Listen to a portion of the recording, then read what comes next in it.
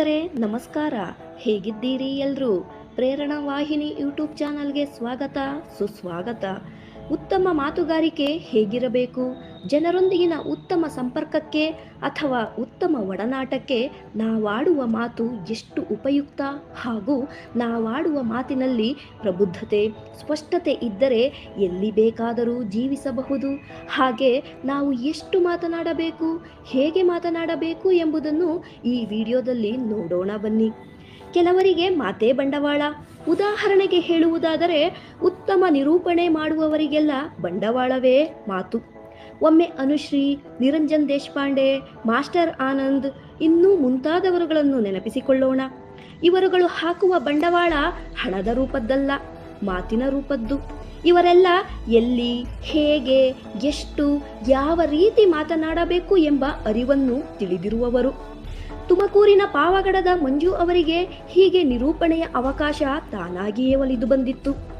ಆದರೆ ಅವರಿಗೆ ಹೇಗೆ ಮಾತನಾಡಬೇಕೆಂಬ ಅರಿವಿನ ಜ್ಞಾನವಿಲ್ಲದೆ ಅವಕಾಶದಿಂದ ವಂಚಿತರಾದರು. ಇನ್ನು ಆಡಿದರೆ ಹೋಯ್ತು, ಮುತ್ತು ಉದುರಿದರೆ ಹೋಯ್ತು ಎಂಬಂತೆ ನಾವಾಡುವ ಒಂದೊಂದು ಮಾತುಗಳು ಮುತ್ತಿನ ಸಲಾಕೆಯಂತಿರಬೇಕು.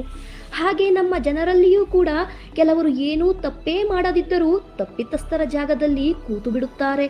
ಕಾರಣ, ನಾನು ತಪ್ಪಿತಸ್ಥನಲ್ಲ ಎಂದು ಮನದಟ್ಟು ಮಾಡುವ ರೀತಿ ನೀತಿಗಳು ಗೊತ್ತಿಲ್ಲದೇ ಇರುವುದು.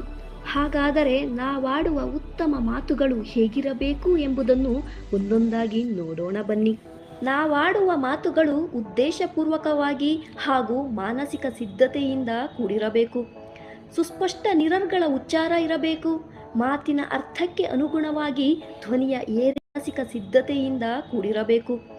ಸುಸ್ಪಷ್ಟ ನಿರರ್ಗಳ ಧ್ವನಿಯ ಏರಿಳಿತಗಳು, ಮುಖಭಾವಗಳು ವ್ಯಕ್ತವಾಗಬೇಕು. ಮಾತು ಅರ್ಥಬದ್ಧವಾಗಿ, ಭಾವಪೂರ್ಣವಾಗಿ, ತರ್ಕಬದ್ಧವಾಗಿ, ವ್ಯಾಕರಣಬದ್ಧವಾಗಿರಬೇಕು. ಮಾತು ಸಹಜವಾಗಿ, ನೇರವಾಗಿ, ಸರಳ ಹಾಗೂ ನಿರ್ದಿಷ್ಟವಾಗಿ ಹೊರಹೊಮ್ಮಬೇಕು. ಅರ್ಥಕ್ಕನುಗುಣವಾಗಿ ನಿಲುಗಡೆಯ ತಾಣಗಳನ್ನು ಅನುಸರಿಸಿ ಮಾತನಾಡಬೇಕು. ಗಂಭೀರವಾಗಿ, ನಿಧಾನವಾಗಿ ಮಾತನಾಡಬೇಕು. ಅಕ್ಷರ ಮತ್ತು ಪದಗಳನ್ನು ಬಿಡಿಸಿ ಬಿಡಿಸಿ ಹೇಳದೆ ಸುಸಂಬದ್ಧವಾಗಿ ಸಂಯೋಜಿಸಿ ಹೇಳಬೇಕು. ವಾಕ್ಯಗಳನ್ನು ಮಧ್ಯೆ ನಿಲ್ಲಿಸಿ ಮಾತನಾಡದೆ ಪೂರ್ಣ ವಾಕ್ಯಗಳಲ್ಲಿ ನಿರರ್ಗಳವಾಗಿ ಮಾತನಾಡಬೇಕು. ಹಿಮ್ಮರಳುವಿಕೆ, ಅತಿ ಪುನರಾವರ್ತನೆ ಇರಬಾರದು. ಕೇಳುವವರನ್ನು ಗಮನಿಸಿ ಅವರಿಗೆ ಸ್ಪಷ್ಟವಾಗಿ ಅರ್ಥವಾಗುವಂತೆ ಮಾತನಾಡಬೇಕು. ಆತುರ, ನಾಚಿಕೆ, ಭಯ, ಗಾಬರಿಯಿಂದ ಮಾತನಾಡದೆ ಗಂಭೀರವಾಗಿ, ಸಹಜವಾಗಿ ಮಾತನಾಡಬೇಕು. ಪದಗಳು ಅಥವಾ ಅಕ್ಷರಗಳನ್ನು ನುಂಗುತ್ತಾ ಮಾತನಾಡಬಾರದು. ಕೇಳುಗರ ಪ್ರತಿಕ್ರಿಯೆಗಳನ್ನು ಗಮನಿಸುತ್ತಾ ಮಾತನಾಡಬೇಕು. ಕೇಳುವವರನ್ನು ನೋಡುತ್ತಾ ಮಾತನಾಡಬೇಕು. ಮಾತನಾಡುವಾಗ ಅಂಗಚೇಷ್ಟೆಗಳನ್ನು ಮಾಡದೆ ಸಭ್ಯತೆಯಿಂದ ಮಾತನಾಡಬೇಕು. ಮಾತಿನಲ್ಲಿ ಸಂದಿಗ್ಧತೆ, ಗೋಜಲು ಇರಬಾರದು. ಮಾನಸಿಕವಾಗಿ ಪಾಲ್ಗೊಂಡು ಮಾತನಾಡಬೇಕು. ಮಾತಿನ ಶೈಲಿ ಆಕರ್ಷಕವಾಗಿರಬೇಕು.